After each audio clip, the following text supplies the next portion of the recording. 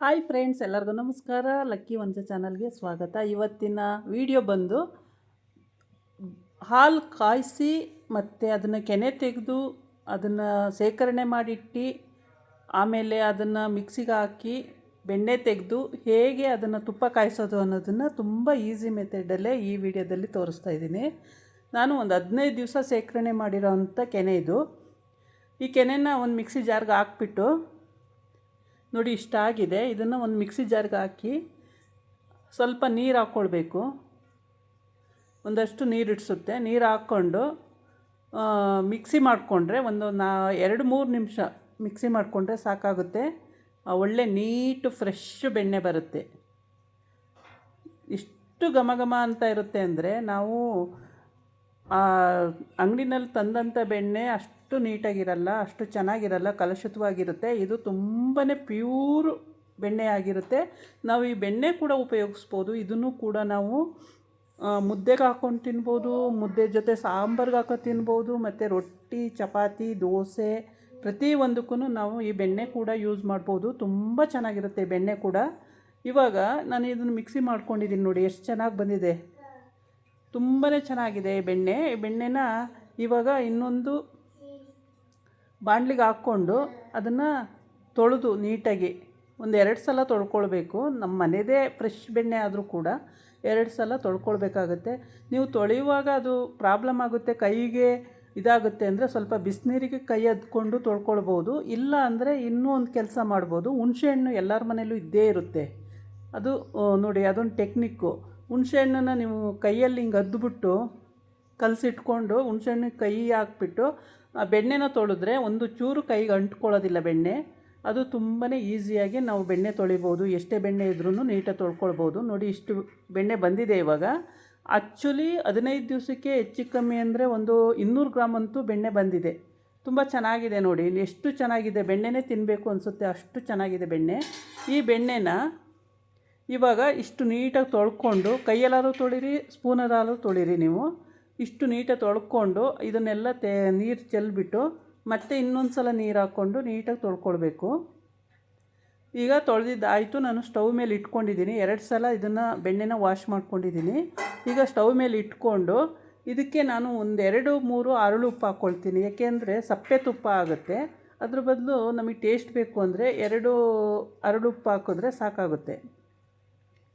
ಆಮೇಲೆ ಅದು ಅರಳುಪ್ಪು ಹಾಕಿದ ಮೇಲೆ ಕಾಯ್ತಾ ಇರುತ್ತೆ. ಆವಾಗ ನಾವು ಮೆಂತ್ಯ ಪುಡಿ ಮತ್ತು ಅರಿಶಿನ ಪುಡಿ, ಮೆಂತ್ಯನ ಹುರಿದು ಪುಡಿ ಮಾಡ್ಕೊಂಡಿರ್ತೀವಿ, ಅದ್ರ ಜೊತೆಗೆ ಅರಿಶಿನ ಪುಡಿ ಕೂಡ ಹಾಕ್ಬಿಟ್ಟು ಎರಡನ್ನೂ ಮಿಕ್ಸ್ ಮಾಡಿ ಇಟ್ಕೊಂಡ್ರೆ ನಾವು ಯಾವಾಗ ತುಪ್ಪ ಕಾಯಿಸ್ತೀವೋ ಆವಾಗೆಲ್ಲ ಕೂಡ ಒಂದು ಚಿಟಿಕೆ ಅಷ್ಟು ಹಾಕಿದ್ರೆ ಸಾಕು, ಒಳ್ಳೆ ಘಮ ಘಮ ಅಂತ ಪರಿಮಳ ಬರುತ್ತೆ. ಇದ್ರ ಜೊತೆಗೆ 1-2 ಏಲಕ್ಕಿನೂ ಕೂಡ ನಾವು ಪುಡಿ ಮಾಡಿ ಇಟ್ಕೊಳ್ಬೋದು. ಇಲ್ಲ ಮೇಲೆ ಹಾಗೇನೂ ಕೂಡ ಹಾಕಿದ್ರೆ ಘಮ ಘಮ ಅಂತ ಇರುತ್ತೆ. ನಿಮಗೆ ಏಲಕ್ಕಿ ಸ್ಮೆಲ್ಲು ಇಷ್ಟ ಆಗಲ್ಲ ಅನ್ನಂಗಿದ್ರೆ ನೀವು ಬರೀ ಮೆಂತ್ಯ ಪುಡಿ ಮತ್ತು ಅರಿಶಿನ ಪುಡಿನೇ ಹಾಕಿ ಕಾಯಿಸ್ಕೊಳ್ಬೋದು. ನೋಡಿ ಇವಾಗ ಕಾಯೋಕ್ಕೆ ರೆಡಿ ಆಗಿದೆ ತುಪ್ಪ. ಹಿಂಗೆ ಕಾಯ್ದಾದಮೇಲೆ ಅದು ತಳಕ್ಕೆ ಹೋಗುತ್ತೆ. ಅದರ ಡಸ್ಟ್ ಇರುತ್ತೆ ನೋಡಿ, ಅದೆಲ್ಲ ತಳ ಹೋಗಿ ಕೂರುತ್ತೆ. ಮೇಲ್ಗಡೆ ತಿಳಿ ತುಪ್ಪ ಬರುತ್ತೆ, ಪ್ಯೂರ್ ತುಪ್ಪ.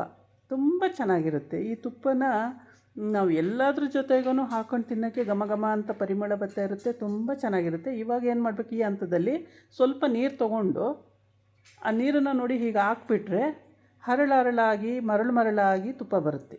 ತುಂಬ ಚೆನ್ನಾಗಿರುತ್ತೆ. ನೀವು ಅಂಗಡೀಲಿ ಏನು ತರ್ತೀರಾ ಅದಕ್ಕಿಂತ 100 ಪಟ್ಟು ತುಂಬ ಚೆನ್ನಾಗಿರುತ್ತೆ ತುಪ್ಪ. ಈ ರೀತಿ ತುಪ್ಪ ಕಾಯಿಸಿ ನೀಟಾಗಿ ನೋಡಿ, ಈಗ ದೊಡ್ಡ ದೊಡ್ಡ ಗುಳ್ಳೆ ಬರ್ತದೆ. ಆ ಗುಳ್ಳೆ ಬಂದಾಗ ನೋಡಿ ಬರ್ತಾ ಇದೆ ಗುಳ್ಳೆ.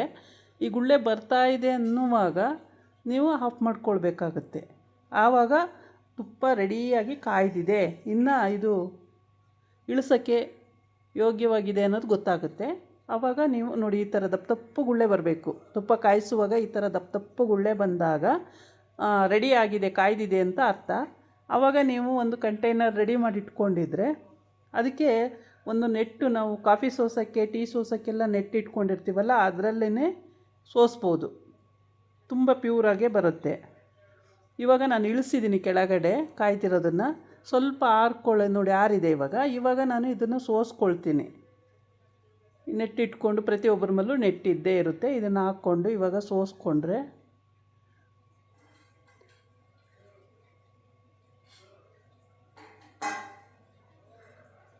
ಹೀಗೆ ಫುಲ್ಲು ಸೋಸ್ಕೋಬೇಕು.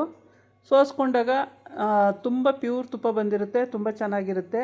ಯಾರೆಲ್ಲ ನನ್ನ ವಿಡಿಯೋನ ನೋಡ್ತಾ ಇದ್ದೀರೋ ದಯವಿಟ್ಟು ಸಬ್ಸ್ಕ್ರೈಬ್ ಮಾಡ್ಕೊಳ್ಳಿ, ಹಾಗೆ ಒಂದು ಲೈಕ್ ಕೊಡಿ.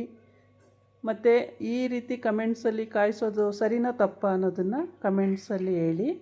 ಮತ್ತು ನಿಮ್ಮ ಫ್ರೆಂಡ್ಸಿಗೂ ಕೂಡ ಈಸಿಯಾಗಿ ತುಪ್ಪ ಕಾಯಿಸ್ಕೊಳ್ಬೋದು ಅನ್ನೋದನ್ನು ಶೇರ್ ಮಾಡಿ. ಇದಕ್ಕೆ ತುಂಬ ಕಷ್ಟಪಡಬೇಕು ಅಂತ ಏನಿಲ್ಲ, ಈಸಿಯಾಗಿ ನಾವೇ ಮನೆಯಲ್ಲೇ ತುಪ್ಪ ಕಾಯಿಸ್ಕೋಬೋದು. ಪ್ರತಿಯೊಬ್ಬರು ಹಾಲು ತೊಗೊಳ್ತೀವಿ ಅಲ್ವಾ, ಹಾಲು ತೊಗೊಂಡಾಗ ಕೆನೆನ ಸೇಕರಣೆ ಮಾಡಿಕೊಂಡು ಪ್ರತಿಯೊಂದು ಮನೆಯಲ್ಲೂ ಈ ಥರ ತುಪ್ಪ ಮಾಡಿಕೊಂಡು ಮಕ್ಕಳಿಗೂ ಕೂಡ ಯೂಸ್ ಮಾಡೋದಕ್ಕೆ ಸರಿ ಹೋಗುತ್ತೆ. ದೊಡ್ಡವರು ಕೂಡ ತಿನ್ಬೋದು. ಪ್ಯೂರ್ ತುಪ್ಪ, ಕಲುಷಿತವಾಗಿರೋಂಥ ತುಪ್ಪ ಅಲ್ಲ, ನೀಟಾಗಿ ನಾವೇ ಕಾಯಿಸಿರೋಂಥ ತುಪ್ಪ. ನೋಡಿ ಎಷ್ಟು ಚೆನ್ನಾಗಿ ಬಂದಿದೆ, ಎಷ್ಟು ಕಲರ್ಫುಲ್ಲಾಗಿದೆ, ಸಖತ್ತಾಗಿದೆ. ಇದಾಗಿತ್ತು ಇವತ್ತಿನ ವಿಡಿಯೋ. ನಾಳೆ ಇನ್ನೊಂದು ವಿಡಿಯೋ ಜೊತೆ ಬರ್ತೀನಿ. ನಮಸ್ಕಾರ.